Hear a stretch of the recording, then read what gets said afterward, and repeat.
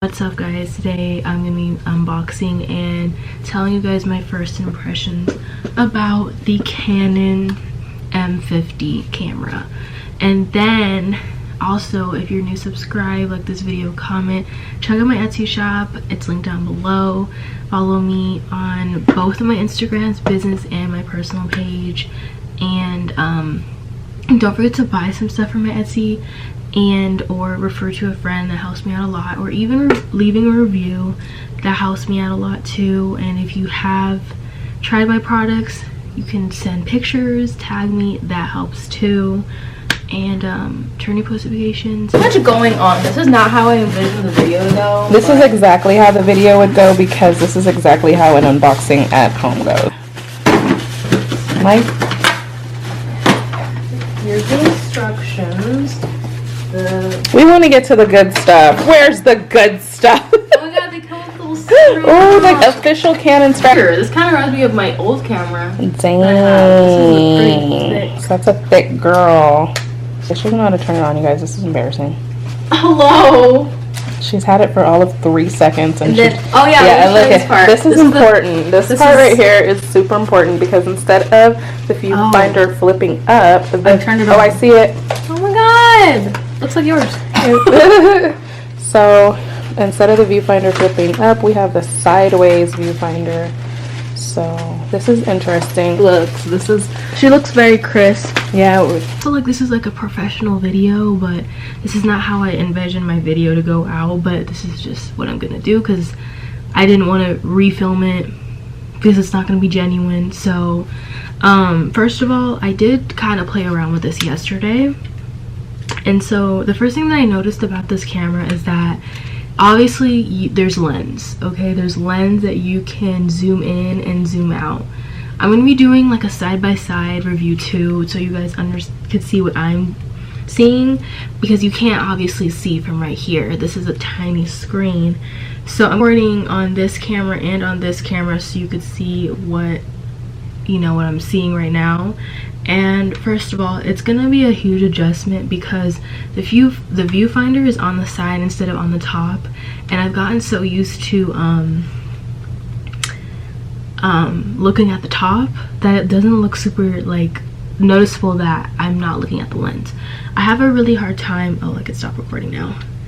I have a really hard time looking at the lens for some reason. Confusing at first because it said that you had to like do this triangle thing, and I found out the triangle thing that they wanted me to do by adjusting the lens was this part right here, and then you push it forward and then you get to adjust it how you want it to. I noticed that this camera adjusts focus really fast. This camera doesn't really do as fast, but this one is super duper fast. It's very clear. The thing is, like, I have a 128 gigabyte SD card in this one, and there's a 64, no, I think it's a 32 gigabyte in this Canon G7X camera. But the thing is, like, when I put it in here, it said that I only had like, let me see, 29 minutes worth of footage, which doesn't seem real. So I was like, I'm really confused about that, because I don't ever recall, you know, normally when you have 128 gigabyte camera, I mean SD card, it would have a lot more memory. So I was like, is it on 4K? So then I checked, did the whole shebang on that, watched like a 2-minute, not even a 2-minute video, it was like a less than a minute video on how to change it, and it wasn't even on 4K, it was on 1080. And I was so confused on why. I think it was by frames per second. I think that's why it's taking so much memory, but I'm not 100% sure. Like, I don't know. But people said that this is really good in low light setting, and I did that. I tried that. Like, when I turn on my fairy lights, I tried it in that setting, and it was kind of hard because it was a little bit grainy. And I will say that both of these cameras do that grainy thing when it's in like that type of setting, but this camera does do better when it's in the fairy light setting. When it's like that pink lighting, then it looks really good. But honestly, like, I can see that I can see why people feel a little bit insecure when they get a new camera, because I remember when I got this camera back in 2018. I got this as a graduation present by my grandparents, and I'm still gonna be using this camera. Like, I'm not selling it because it still works. A little bit intimidated because I went from using an iPhone, iPad, and a Canon Rebel T3 to a Canon G7X, and obviously, you know, you can see all the marks, you can see all the acne, you can see everything. And after a while I kind of got over that, but it does get a little bit like shocking every time, and that's how I felt when I turned this on. The battery is way bigger than the Canon G7X. Is something that I've also noticed. It's really weird, some really weird thing to point out, but it's very thick. This is like the Canon Rebel T3.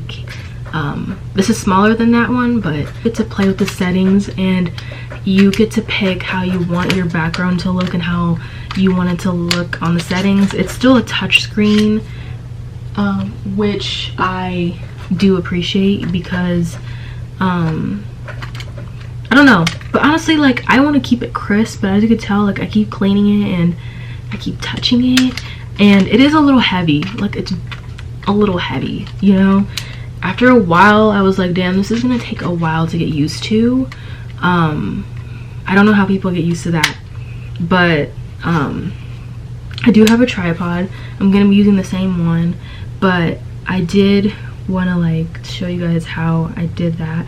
So the menu, oh, also the recording button is at the front instead of in the back. So whenever you want to like record, you have to push the front, and then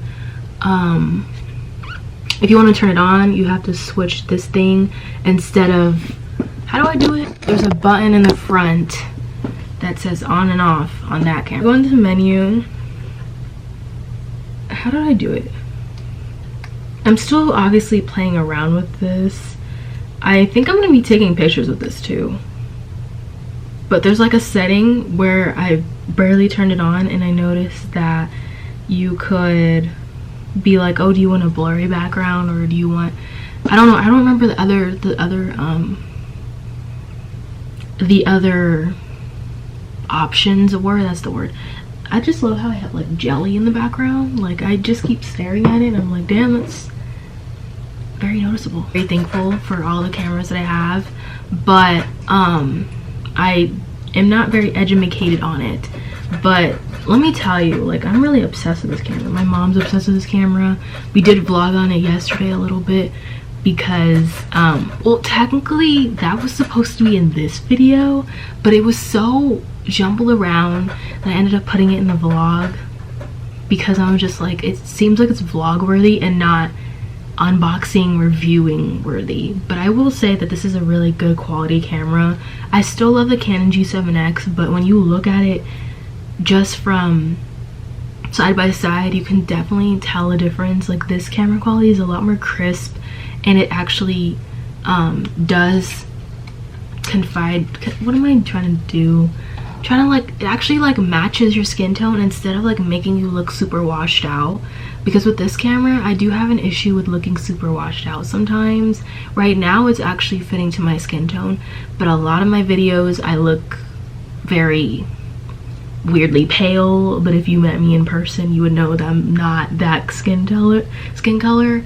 So in this one, you know, I look normal, I look like myself. I think that's all for this video. I would definitely consider it if you are into YouTube or even photography, because it doesn't even have to be just for YouTube. You can use it as a little regular camera, like a photography camera, if you're into that. You check out my Instagrams, my Etsy, my other video, like and comment on them. So yeah, I will see you in my next video. Bye guys.